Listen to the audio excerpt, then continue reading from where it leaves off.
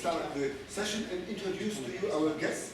So, Arul Lakshminarayan is from India, in fact from Chennai, and he works on quantum entanglement and quantum chaos, so the fields I like for many years. So we met in fact many years ago, but only recently, last year, 2 years ago I visited India, we started our collaboration and we even managed to publish a joint paper together. And now he will tell you some general story about quantum entanglement and quantum chaos. Yes, is it fine? Yes, yes. So now I can only ask you a question. If you know a bit about geography of India, what is the distance between Chennai and Madras in kilometers? 0. Because the old name of Madras, we know the T of Madras, the Madras doesn't exist anymore, even though the institute is called Madras, but Madras is now renamed into Chennai, so distance is 0, and he is now in Chennai, but the name of the institute is still Madras. Please, go ahead. Thank you very much, Carol. It's actually a pleasure to be here, and thank you very much for this kind invitation and to also come to Warsaw. I was just in Krakow, and so, of course, my first time in Poland, and as Carol said, I'm from Chennai, but currently I'm at Dresden on a sabbatical, so it was kind of easy for me to come over. So today, I'm sorry about the delay as well, but I should finish, I hope. But do stop me. It's not very important that I get to my final slide, which as you can see is a pretty large number there, which we might not reach. It's okay. So I'm going to start with quoting Lupkin, who wrote an article called "Entropy of an N System from its Correlation with a K Reservoir." It's kind of an obscure title, but the subject of the paper is rather generic. Journal of Mathematical Physics, 1978, and it's interesting that you don't see that many research papers, and certainly in Journal of Mathematical Physics it starts off with something like this. It says, with Lucretius, I find disorder in an initial state of the universe repugnant. Furthermore, a pure state remains pure. Entropy is somehow to be developed without fundamental entropy. Indeed, my favorite key to understanding quantum mechanics is that a subsystem cannot be isolated by tracing from an enveloping pure state without generating impurity. The probabilities associated with measurement develop because the observer must implicitly trace himself away from the observed system. So somewhat deep there. So I even agree with Lucretius in trying to in tying a notion of an ordered initial state with a notion of quantum mechanical indeterminacy. I feel that he was very smart to have understood this connection without density matrices. So essentially, what Lupkin was trying to say was that, well, this rather old paradox of how entropy is generated at all, given Hamiltonian systems, given the Schrodinger evolution is unitary, and given that pure states are the states of quantum mechanics which have zero monoid entropy. So how is entropy to develop at all? And he was saying that but anything implies some kind of a tracing away, and ultimately we have to trace ourselves always away from a system, thereby generating impurity, because from a pure state you're going to generate impure states by tracing away these things. So this is it will actually come back to Lupkin. And what he did in this particular paper is just a small formula for this particular talk, but the philosophy is the same. So just to put this because unlike Lucretius, we do have all this mathematics or the machinery of pure states and so forth. So let some system environment state be a pure state, then the system and environment are unentangled if and only if the system state, which you get by tracing out the environment, is a pure state. That is, if the trace of the system square is 1. Right? So in general, states are not unentangled. Of course, the system is entangled with the environment, and therefore subsystems are impure and have a non-zero entropy. And that is in fact a measure of the entanglement in this pure state. So the connection between entanglement and entropy is rather primitive, and there are many useful connections between entanglement and entropy and such. So one can ask questions such as these, okay, given that any entangled state is going to create entropy of the subsystem, how entangled are typical states? So there are a huge number of states, and the space of states, available space is a large space. How entangled are typical states? We have to specify what we mean by typical. And also, once we have some understanding of what typical is, one can ask how typical are states of non-integrable systems, which is kind of what we are interested in finally, because so just to give some kind of rough answer already, how entangled are typical states? Very much so, nearly maximal in fact. And how typical are states of non-integrable systems? Extremely typical. Of course, this is only a zeroth order answer, but this is pretty much true, I would say. So, as kind of a background, further background to, or motivation, so to speak, there was a lot of work trying to understand entropy generation and the rate of entropy production in system environment kind of scenarios. For example, Zurek and Haas, they studied very simple models such as an inverted quadratic oscillator coupled to a bath, and they used the formalisms of dissipated quantum mechanics and some approximations, a lot of approximations, and showed that the rate of change of entropy of the quadratic oscillator, which is unstable, it's inverted, so it's unstable oscillator, is so this should be plus here, sorry about that. So the rate of change in entropy is increasing, and this lambda is essentially the Lyapunov exponent of this, or the instability of this oscillator. There is a critique by Miller, Sarkar, and Zaroom, which was actually published in Acta Physica Polonica. And I believe, so there is something at the end of this article, says that it was presented in the Krakow School of Theoretical Physics in '98. So connections to Poland there. And so they have, I think, a rather detailed critique of this. I'm not going to go into the details of that. But essentially, to kind of simplify what they're saying, what they've said there, they're saying that we have to include environment details. Here, this one depends only on the system itself, the oscillator, whereas one has to really include it seems kind of magical if the environment is traced out and it kind of disappears from the picture, it actually does affect it in some way.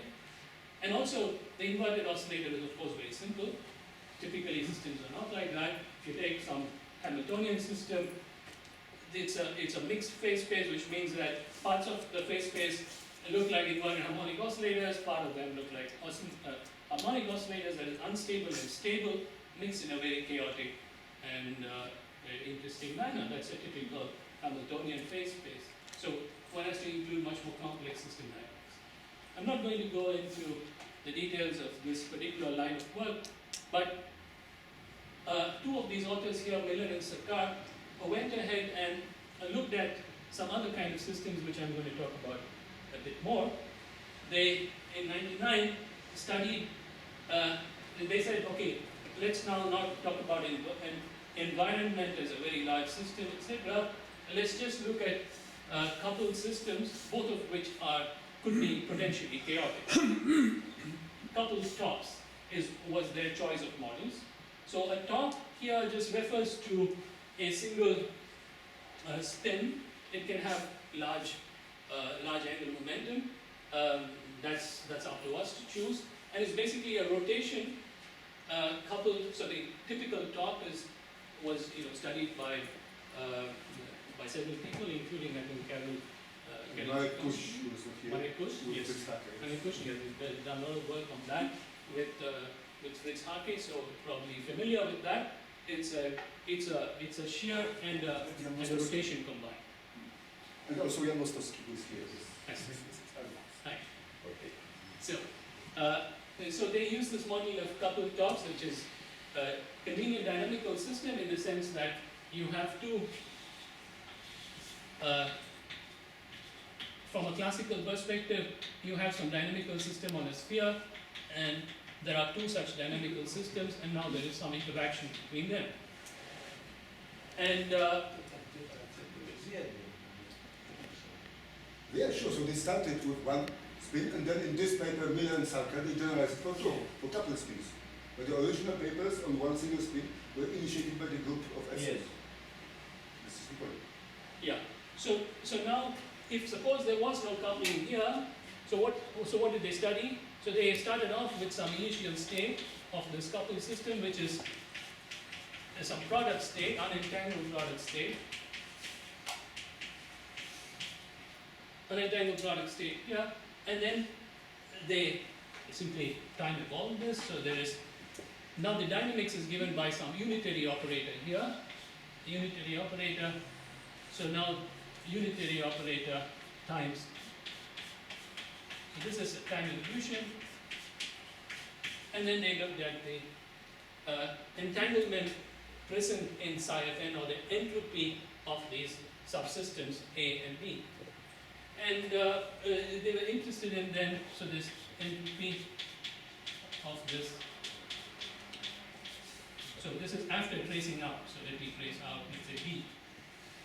Okay, so that is the system in A. I will actually come to more details later, but this is an entropy as a function of time. How does it go? That would of course depend upon, maybe it will depend crucially upon your initial state, as well as on your kind of dynamics which you have. But their point was that if these two were highly chaotic systems, individual, without coupling, and they have a classical entropy, the Kolmogorov-Sinai entropy, which is a measure of classical measure of information loss due to the chaotic nature of the dynamical system. It's a measure of the complexity of the system. So it's a purely classical measure, and actually in these cases where it's fully chaotic, it's simply related to the Lyapunov exponent, which measures the rate of divergence of nearby trajectories. So they said that this is a linear, so there's some initial time at which it is not universal, it depends on some properties, and then somewhat universal sort of linear feature.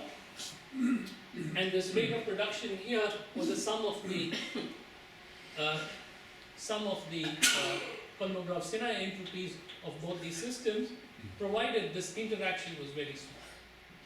So there is an interaction between these two, and if it's small enough so that the system and environment don't lose their individuality completely, if the interaction is very weak, very strong, of course, the environment overwhelms the system or otherwise, or if they are practically identical systems as here, they create a new dynamical system which is strongly coupled. But with a weak coupling, the rate of entropy increase is sort of proportional to the Kolmogorov-Sinai entropy. This was essentially their conclusion, and so the excuse me, what is the model of the environment in this? it's the same top. It's another top. I will. Yeah. And but of course, one can have very many variations here. This can be regular. The environment can be chaotic, and so on and so forth. This is the simple case in which I would like to point out what they have. Okay. Just to step back a little bit and remind you what quantum chaos is anyway. So it's an analysis of quantum systems whose classical limit corresponds to chaotic Hamiltonian systems. It's the safest definition of quantum chaos. Otherwise, we can get into various kind of issues. So we know what a classically chaotic system is, and this is the quantization of this is what we would like to study. later on in this talk, if I have time, I'll talk about spin models where the classical limits are clearly not present, but we would still have reasons to call it quantum chaotic. So the eigenvalues, the spectra of these eigenvalues and eigenfunctions have been studied for a long time. In the 70s and 80s, especially in the 80s, it was a big activity. And eigenvalues are understood somewhat through the trace formulas with Spiller, periodic orbit sums, and they generalize the Einstein-Bellevue-Killer rules, or the WKB quantization of one-dimensional systems. Eigenfunctions are actually kind of mysterious even now. Eigenfunctions of quantum chaotic systems, very little is actually known about their analytical structure in detail. There are some things known about ergodicity, roughly speaking, that the wave functions in some Wigner phase, Wigner representation will uniformly spread out, given some smoothing over the classical energy shell. Then scarring was found, which seemed to be saying the opposite of ergodic. Scarring means that there is a pronounced features of classical periodic orbits on the quantum wave functions. This seems unusual because these classical periodic orbits are all unstable at a measure zero. So you have really a needle in a haystack. Now when you quantize it, you don't expect to find the signatures of these periodic orbits, but strangely, this was what Eric Heller found when he was studying billiards, which is just free particle motion in two-dimensional surfaces such as these.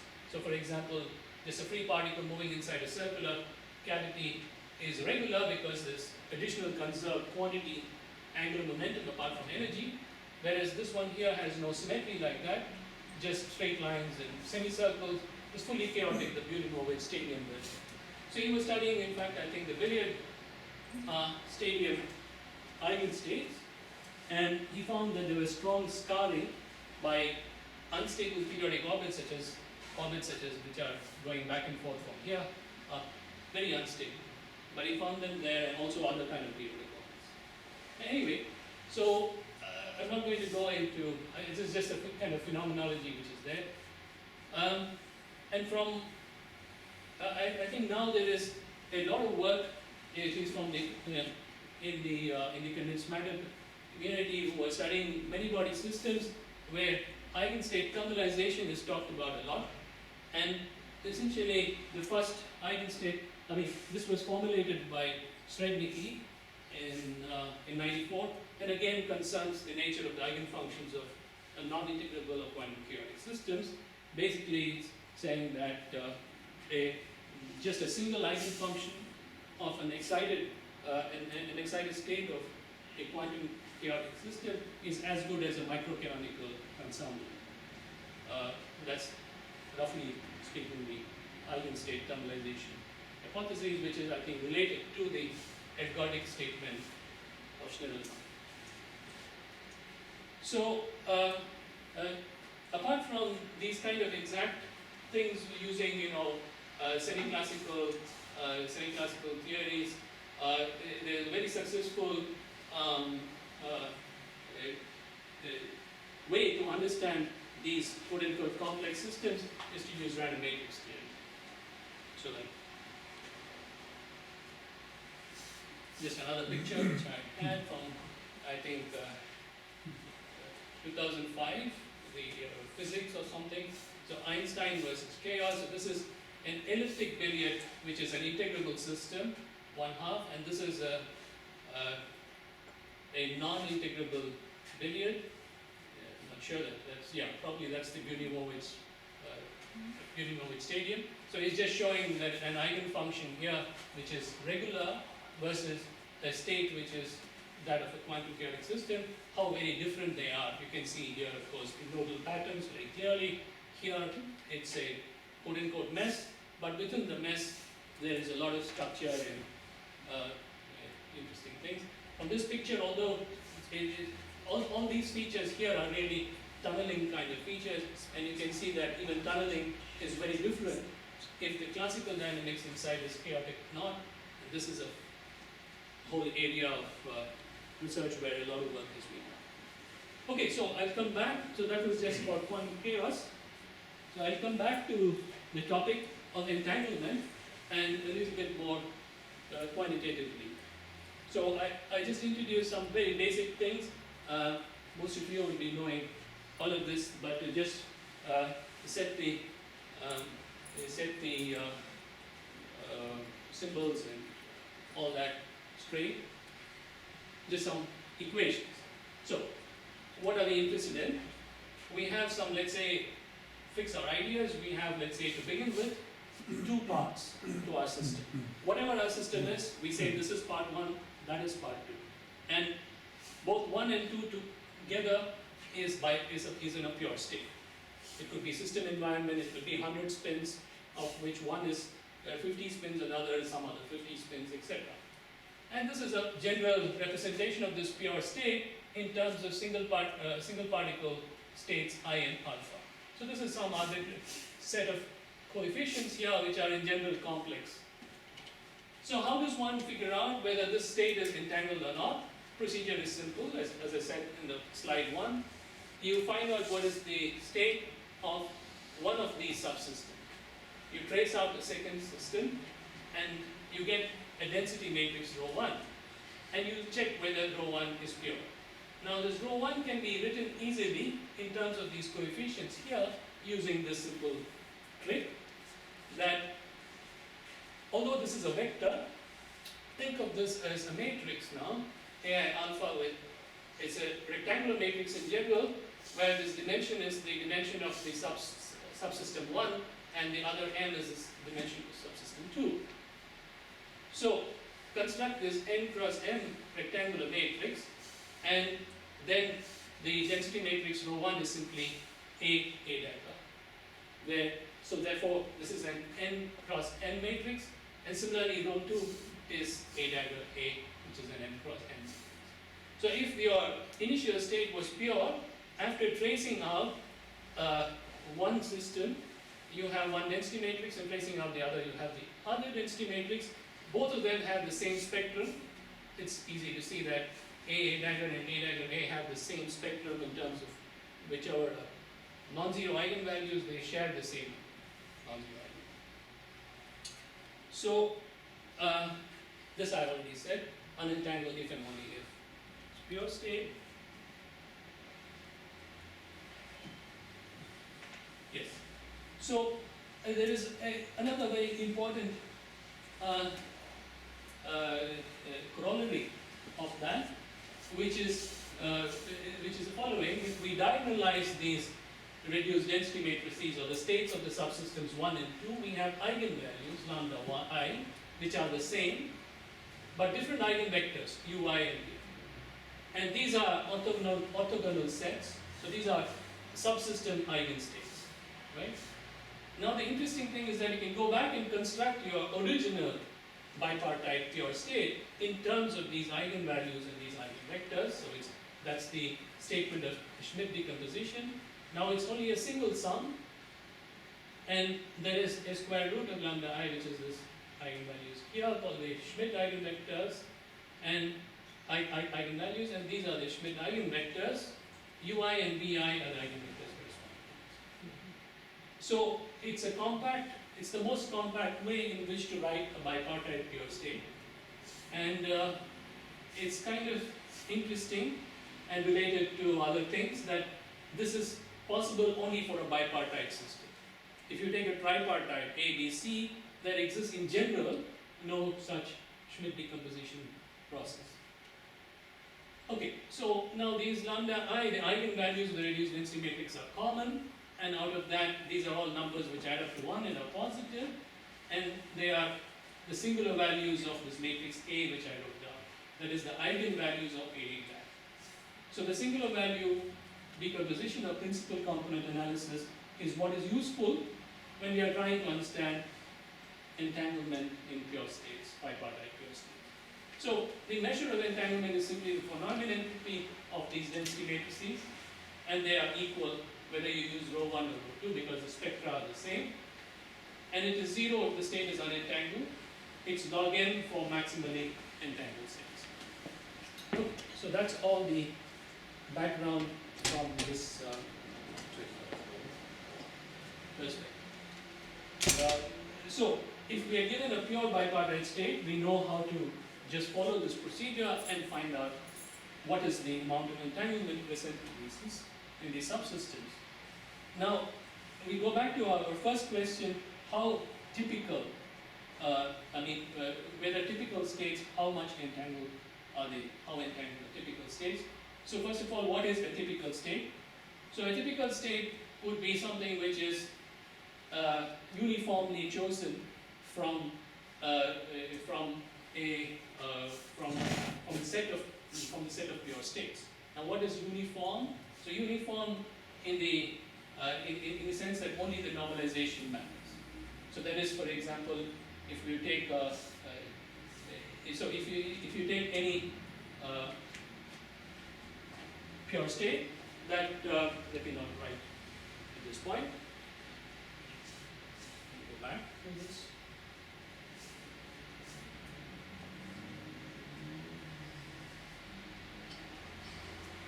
Just this. So here, these coefficients here are such that obviously there's a normalization. So sigma modulus square of this over I and alpha equal to 1. So this is the ensemble. So we will choose AI alpha such that this is the the constraint. So this one defines a higher dimensional sphere, and it's uniform on the sphere. So this is the only constraint, and this is the hard measure on this space. So we have an n times m dimensional system. It's a pure state. So partial trace over m, you get a density matrix rho n. So now you can ask me, here is a typical pure state. What are the eigenvalues and entropy of this reduced density matrix? Because that would be the entanglement in this typical pure state. So there is a nice formula available for, in fact, the joint probability distribution of all the eigenvalues of this, not just the entropy, but there is, so in fact, all the information is there, because this ensemble has all the symmetry because of this rotational symmetry. So this huge amount of symmetry in the problem allows one to use conventional sort of random matrix analysis and get a joint probability distribution. And the joint, this is not very important for us, but I just mentioned that this exists, and it goes back to several people, including Lois and Pagels, Page and Hall, and Carol Chichkowski and Somers in 2001. So this is a useful thing, but we can either use that or not to get what is the distribution of the eigenvalues of the density matrix itself. So you don't look at joint probability distribution, just ask for density of the eigenvalues. Then n times lambda turns out to be the natural parameter, okay, where n is the system size, because a typical eigenvalue is of the order of 1 over n for these typical states. And then these distributions follow what's called the Marchenko-Pasture law for large n and n. So for large system sizes, one knows what is the distribution of the eigenvalues of the reduced density matrix. And these different curves here are for different values of the n to n, where n you can consider as the environment dimensionality and n as the system dimension. So essentially it says that when the environment becomes larger and larger, the eigenvalues are all concentrated around 1 over n, which is the microcanonical ensemble. Everything is equally spread, and you have very large entropy. And if this is for the case where n equal to n, you have this kind of peak at the origin, where the system and the environment have the same size. So we come back to Lubkin, who we quoted in the first slide. And this is essentially what he calculated with Lucretius. So he was interested in the purity or the impurity created in the subsystem. So that is trace row square is a measure of that, because if it's 1, it still remains pure. So he found that on the average, and he was using for average the same ensemble which I introduced earlier, he found this nice formula, n plus m by nn plus 1. Essentially, what does it mean? So it's approximately, again, for large n and m, 1 over n plus 1 over m. This m, if you think of it as an environment dimensionality, and it goes to infinity, this is just telling you that this is the smallest possible value, which is 1 over n. So it becomes really a mixed state. But also, interestingly, in 93 and 94, Don Page conjectured, and his motivation was not entanglement so much as backwards in cosmology. It was proved by others, including Sen, that the average entropy itself can be calculated exactly for any n and m. So it's quite a remarkable formula, and so there is a simple enough formula for the average entropy, and that also shows that for large n and m, this tends towards the maximum possible log n.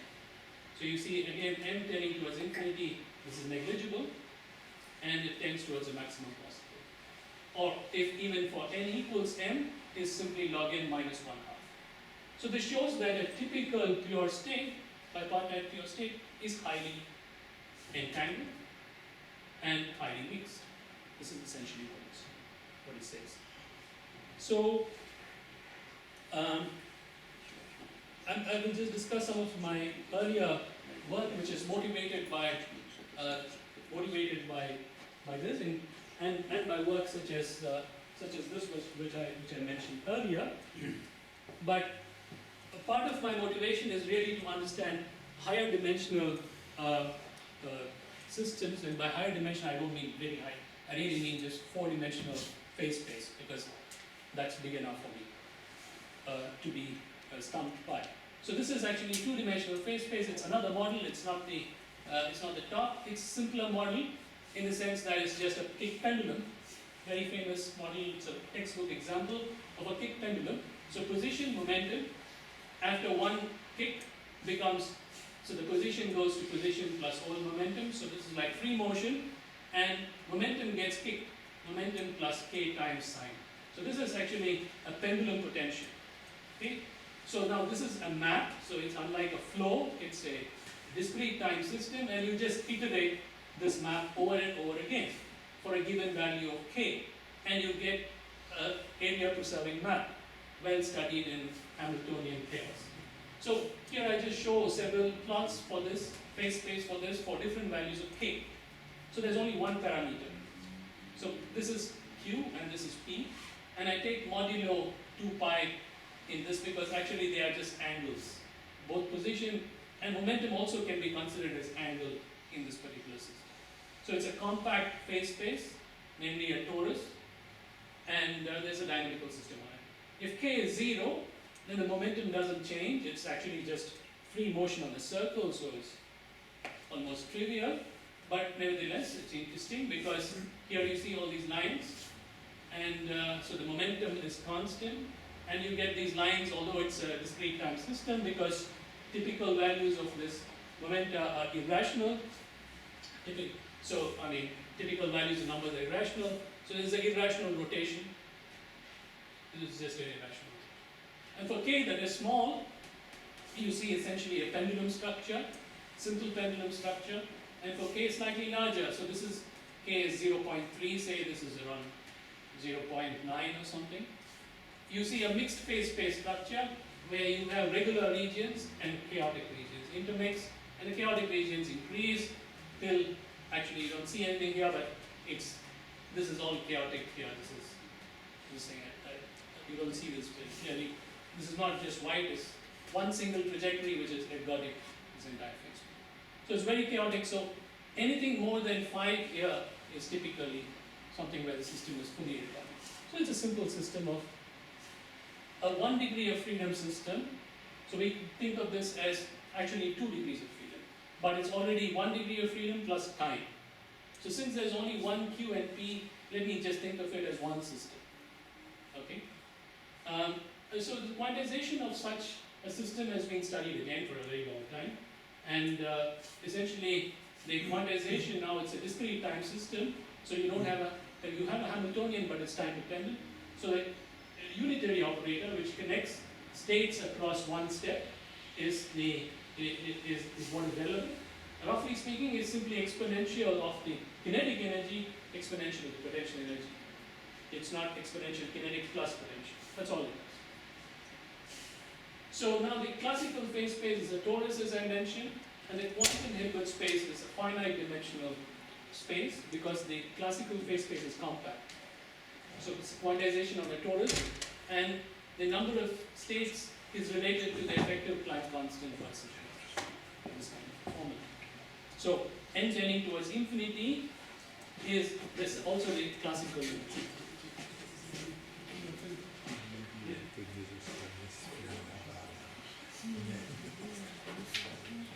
Okay, so we went ahead and looked at two coupled such maps. So you can think of two, pendulums which are coupled by this, and this is still a Hamiltonian system, but now you can think of it as a 2 degree of freedom system with a time dependence, or you can think of it as a 3 degree of freedom system without a time dependence, whose pointer is surface of section is a 4-dimensional symplectic map. So this is actually a symplectic map. There are these parameters K1 and K2, which refer to the subsystems, if you wish, and B is simply the interaction. So if we quantize this system, which we can quite easily, just as you can quantize the individual standard maps, so these will be the operators corresponding to the individual standard maps. So this is a tensor product structure times something which is the interaction part, which includes this B. Okay, so this is the typical structure of such coupled bipartite systems, including the coupled top, which was studied by them. So then we can ask, what are the entanglement properties of eigenstates of U, and what connection does it have with plastic chaos? Okay, so let's just take some parameters and do some numerics. So K1, 0.1, K2, 0.15 systems are not very chaotic without coupling. In fact, they are more regular than chaotic without coupling. Okay, and we have some coupling. Let's say, actually this is not quite correct. So this one here is the coupling B, which we chain, and we calculate the eigenvectors of these operator and ask how much entanglement is present in them. So we find the von Neumann entropy and then we plot it. So without any coupling, the entropy is 0, and it increases till it reaches a constant. And this constant depends upon the system size n. So larger the system size, the larger is this entropy. The total size of the system is n squared. Yes. Because n is the size of the individual subsystem. Yes, exactly. Yeah. So when absolutely. So there are n square eigenfunctions over which we are doing this average. And we are finding. So if we take one member of this, let's say b equal to 2. So this is not 0.2, sorry, this is b equal to 2. And look at its eigenfunctions and find the entropy of them. So this is the entanglement in the eigenstates of them. You will find that most of it is around this value, whereas a few of them are significantly deviant from the crowd behavior. So most of them have large entanglement, as typical states should be, and then there are these deviations from these typical states. The random matrix value, the page entropy which I just mentioned, is precisely the straight line. So most of the states have thermal or random matrix NTP, and then there are these deviations. And this is at a value of a coupling which is sort of intermediate. You see this, there seems to be some kind of equilibration, if you wish, with this coupling. It goes here, and we claim that this regime here is one of complete classical chaos in the four-dimensional phase space. The fact that we cannot analyze that very clearly, I mean the 4D phase space, is another matter. Okay. So, but here I do claim that there is actually a transition to classical chaos, along with this transition to entanglement saturation. Excuse me, Yeah. can you explain once more what is on the right? This one. Here? Yes. Yeah. So I take a value of b equal to 2, Yes. and I take n equal to 40. So system size of 40, you have 1,600 states for the coupled system. Okay, so 1,600 eigenstates, each of them has some entanglement value. So there is 1,600 numbers here, and these are the corresponding entanglement. Right.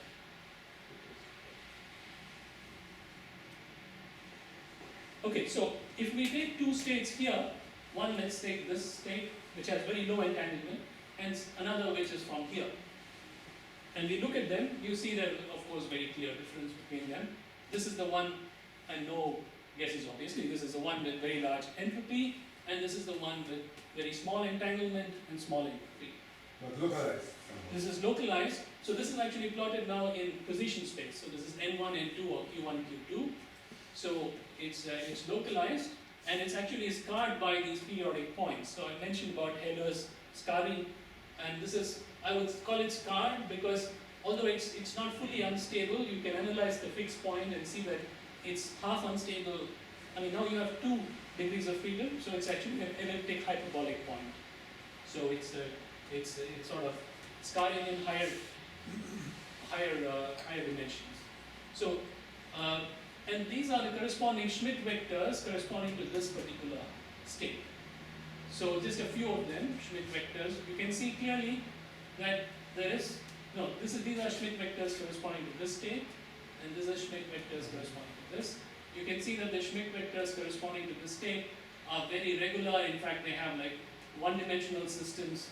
So they have nodal patterns which are increasing, and then it kind of disappears and goes into noise. So,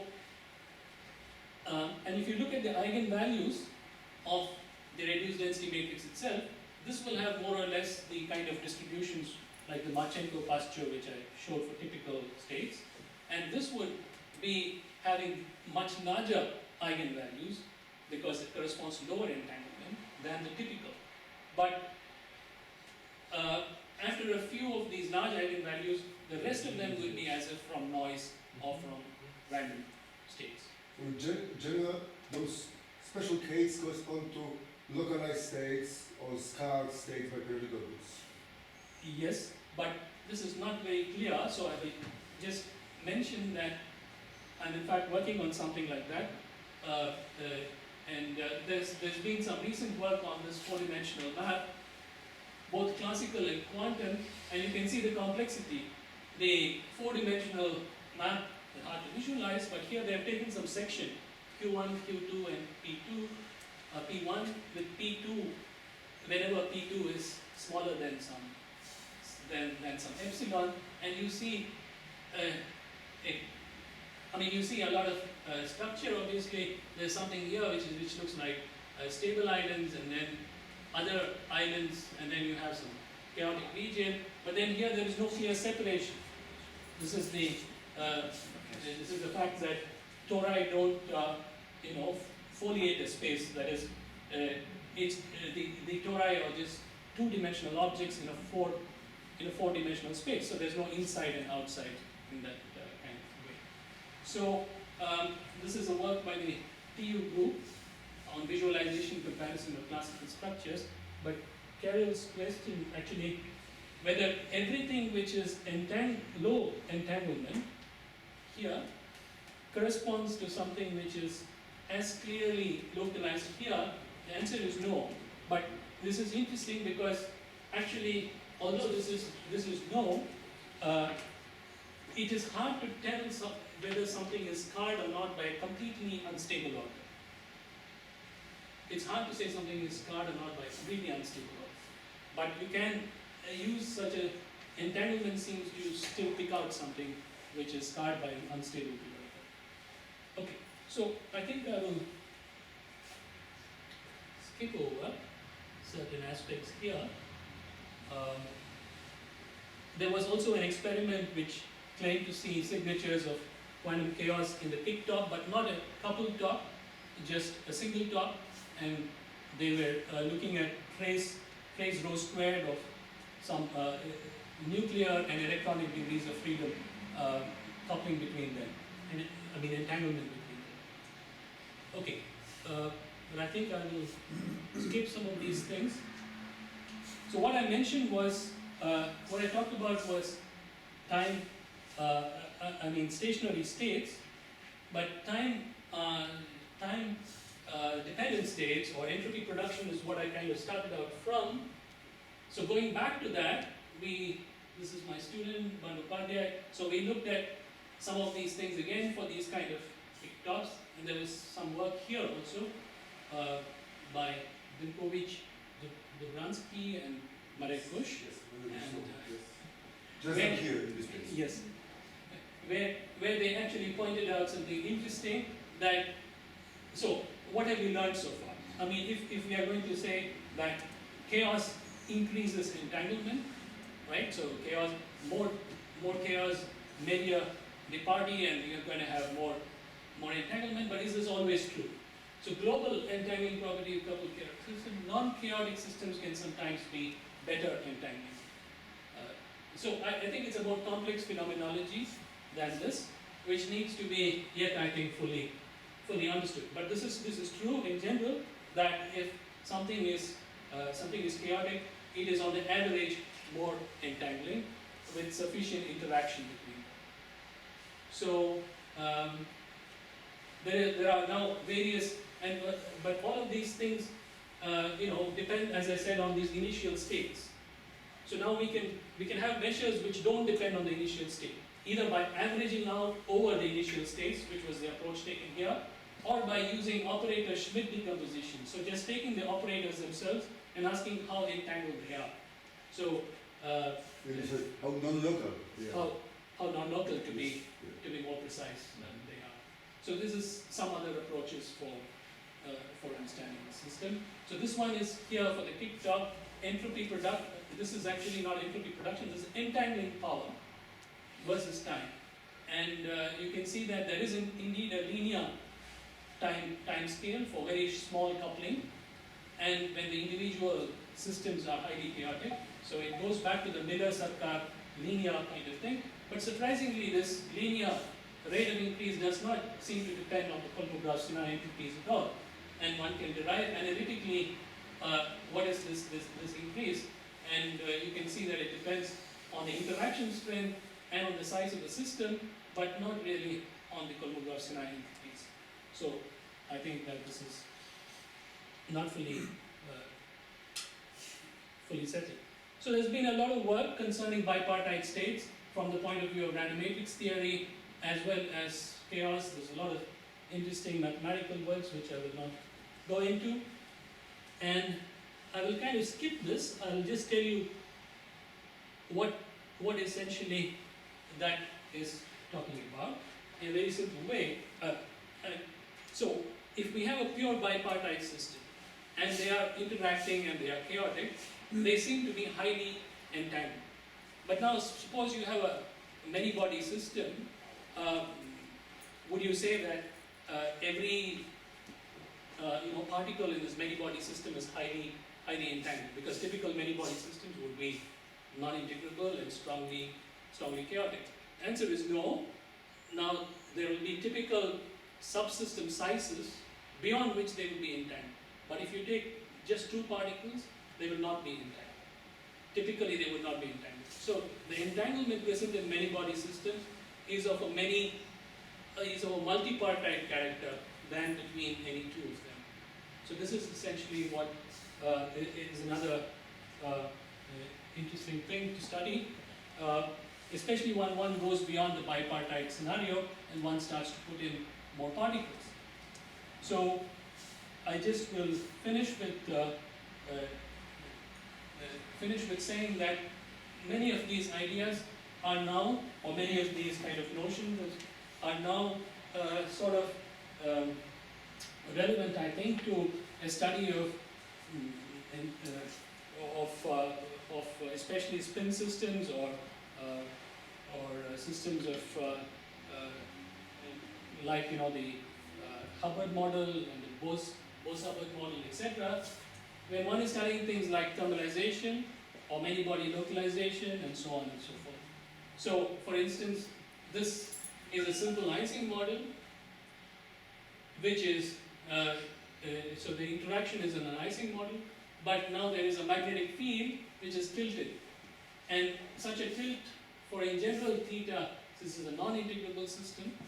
If theta is 0 or 90 degrees, they are integrable because you have a transverse field Ising model or just a plain Ising model. But any other intermediate theta, it's non-integrable, and you can ask what kind of entanglement properties are present in such things. How do they compare with that of what I was talking about, random matrix theory and so forth. So this will be essentially my last slide. So this is a function of the energy spectrum. This is just for, I think, 8 spins, just to show you that it's a complex spectrum as a function of the angle. So 0, pi by 2, both are integrable, but in between you have the typical spaghetti plot of avoided crossings. And you can go back and use some random matrix things like nearest neighbor spacing distributions. You will see that for intermediate tilt angles, it's a Wigner distribution, so there is repulsion of energy density. And then you can go ahead and calculate an entanglement entropy of half of the spin chain with the other half, because they are both pure states. And this is now plotted here. This is the entropy or entanglement versus the tilt angle. Integrable, integrable. So the non-integrability seems to push up the entanglement, and then there is a plateau. And the interesting thing is that it sort of peaked, the largest peak is close to the other integrable point. You can see that the other integrable point it dips down. This value is close to that of the page value, although there are some further constants of motion, so it brings it down a little bit. But this is essentially random matrix. And here you see this is entanglement between just 2 spins. So this is what I was saying, the complementary case, the entanglement comes down. This is monogamy of entanglement. So 2 neighboring spins? Yeah, Maybe. 2 neighboring spins. So 2 neighboring spins, the entanglement comes down, and then again, integrable case, it goes up. So it's kind of complementary of the, so you could think of this as multipartite and this as twin 2 spins. And this is the entanglement versus the